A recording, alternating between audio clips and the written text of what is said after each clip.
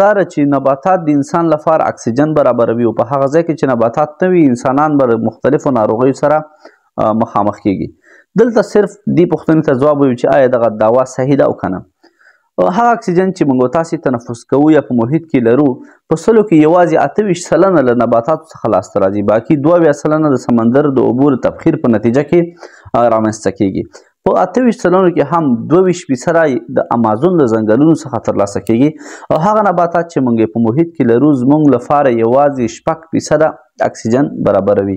نو د نباتاتو په هکله دغه فکر درلودل چې دا د انسان لپاره 100% اکسیجن یا اکثریت اکسیجن برابروي دا بې ځایه او صحیح نه ده.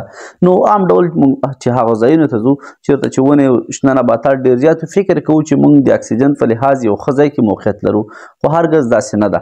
نباتات د اکسیجن په تولید کې رول لري خو ولې ډېر کم. نور د محیط لپاره یې ګټې زیاتې دي خو د اکسیجن په تولید کې د نبات رول کم ده او دغه باور درلودل چې په کوم ځای کې نباتات ډېر وي هلته به د اکسیجن مشکلات کم وي، انسان کولی شي چې صاف هوا تنفس کړي یا ښه مناسب اکسیجن تنفس کړي. دغه باور صحیح نه ده بلکې بې ځایه ده.